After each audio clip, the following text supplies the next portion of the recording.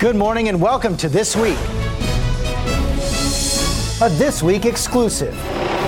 With battles ahead on immigration. The green card stuff doesn't even begin to happen until the enforcement happens first. This pathway is real and not just a fantasy for the future.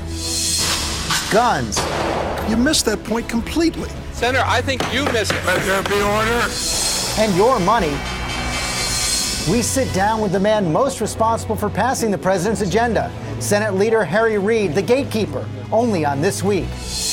Plus all the week's politics and Super Bowl predictions on our Powerhouse Roundtable. With Nobel Prize-winning economist Paul Krugman of the New York Times, former Hewlett-Packard CEO Carly Fiorina, Jorge Ramos of Univision, GOP Congressman Lou Barletta, and ABC's Matthew Dowd. From ABC News, This Week with George Stephanopoulos. Reporting from ABC News headquarters, George Stephanopoulos. Hello again. President Obama says that our headliner has the toughest job in Washington. Top Republicans complain that he makes it harder than it needs to be. And over the next year, no single senator will have more influence over the president's ambitious agenda than Democratic leader Harry Reid. When we met in the Capitol on Friday for this exclusive interview, he was feisty and confident, especially on this week's top issue, immigration reform. It has to get done. We have to work hard to get it done. It's really easy to write principles. To write legislation is much harder. And once you write the legislation, then you have to get it passed. But I think things are looking really good. They're looking good for a number of reasons. One, it's the right thing to do. And number two, the Republicans can no longer stop this. They've tried it. It hasn't worked. Look what they tried to do to me a couple of years ago. Look what they tried to do with the president just this last time, and it just didn't work. But it still does seem there's going to be a big sticking point. The biggest one I can see is this tie between border security and the path to citizenship for the illegal immigrants. Senator Rubio, part of the bipartisan group of senators, has said unless you have real enforcement there, real triggers, he's not going to support the bill. That trigger is critically important, otherwise it will never happen. You are absolutely right. But every time I've talked about this, I say there are a few things we need. Number one is border security, southern and northern border security. We have to do that. We have to have a pathway to legalization.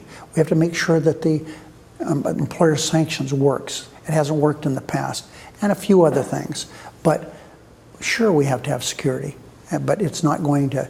We have spent billions and billions of dollars in security, and that's why the border is much more secure now. Exactly. Senator Rubio says that there has to be operational control of the borders. Can you meet that standard? I don't know what that means, and I don't think he does either. The fact is, we have some metrics we're talking about, some numbers, and we can do that. But this legislation is going to pass. If people are looking for excuses not to vote for it. Pass the Senate, pass the House?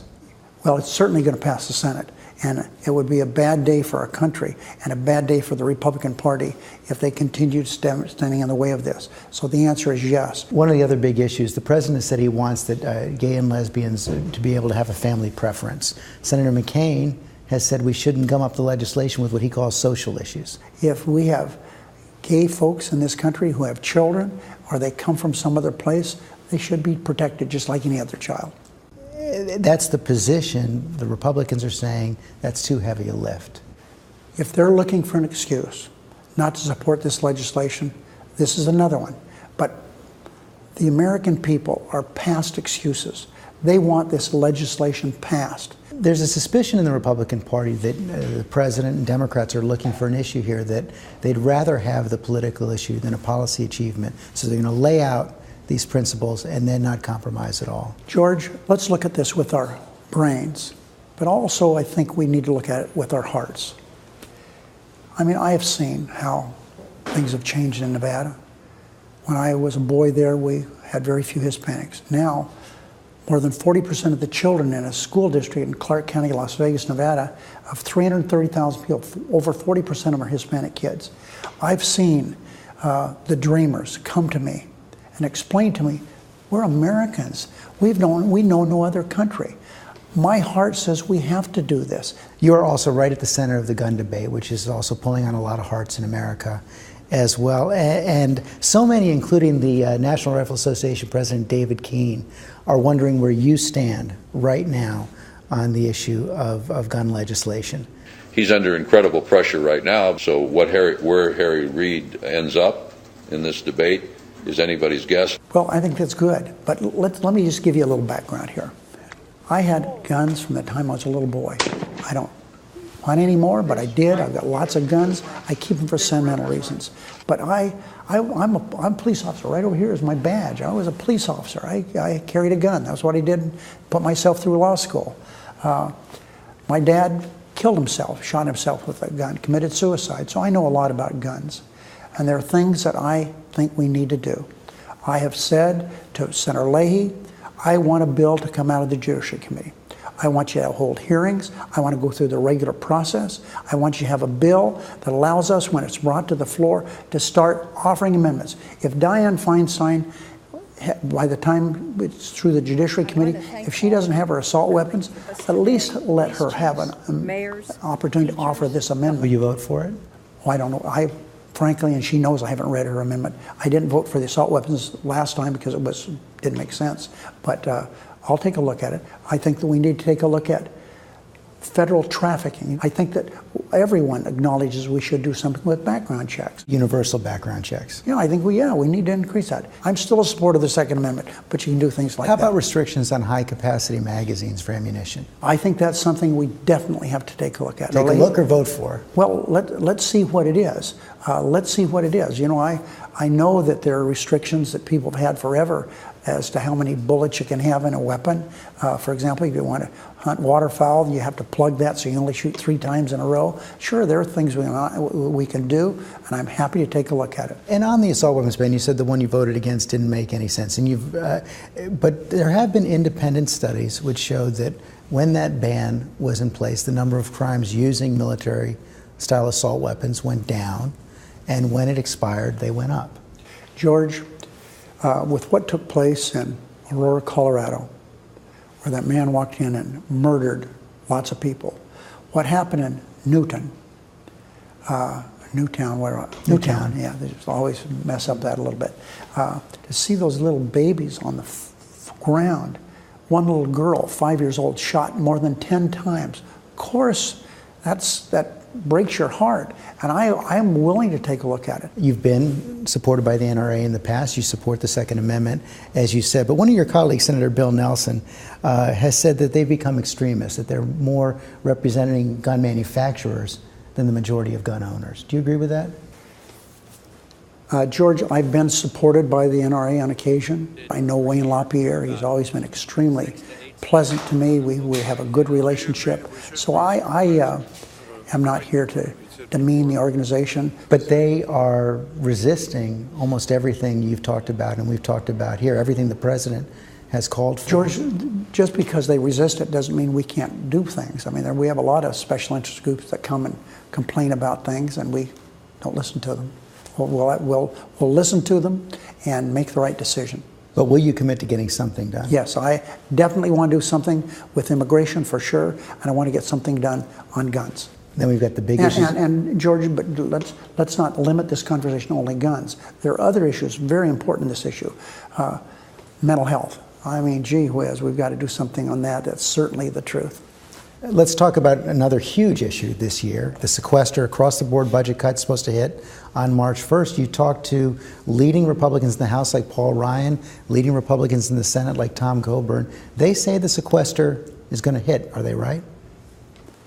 The American people need to understand that it's not as if we've done nothing for the debt. $2.6 trillion, $2.6 trillion already we've made in cuts. And all those cuts have come from non-defense programs.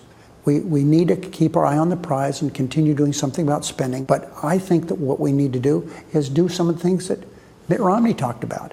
He said there's some low-hanging fruit. There are a lot of tax loopholes that should be closed. I agree with him. We haven't done that. Like which ones? Well, oil subsidies.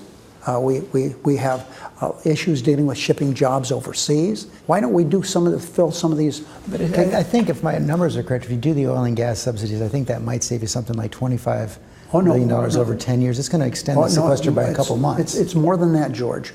But let's assume, because the debt ceiling doesn't kick in until August. I believe that's what we'll have. But let's add these together. Let's say you're right, it's $30 billion. But let's Jobs overseas, we can dial that however we want because it's a huge loss of revenue. Corporate jets, there are all kinds of things that are low-hanging fruit. But you've heard the Republicans across the board here. They're saying they're done with revenues for 2013. George, the American people are on our side. The American people don't believe in these austere things. We believe that the rich should contribute. We believe we should fill those tax loopholes. Get rid of them, I should say. And that's where we need to go. But that's a debate that's been had, as you know, for the last several months, the last couple of years. It doesn't appear that that's going to get solved in the next month. So the sequester is going to hit. George, that's what they said 2 days, 3 days, a week away from the fiscal cliff. No revenue. Well, we got about $700 billion in revenue. There's still more that we can do. So are you saying that to lift the sequester, first of all, it's going to have to include some new revenue, whatever you agree to? Without any question. And there are some efforts being made to only get rid of the sequester as it relates to defense.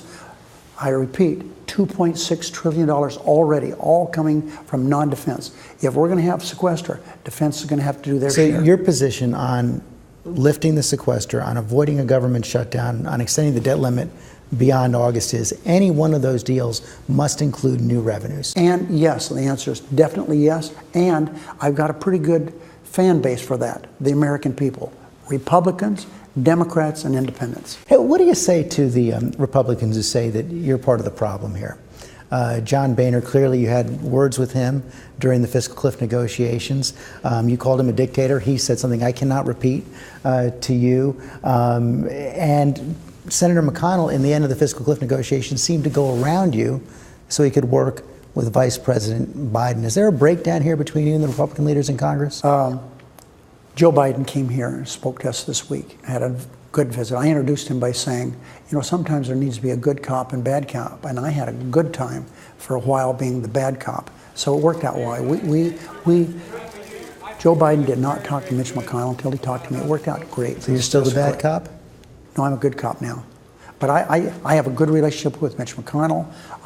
I really admire, I think Boehner does the best he can. He's had a tremendous burden. I mean, he's had those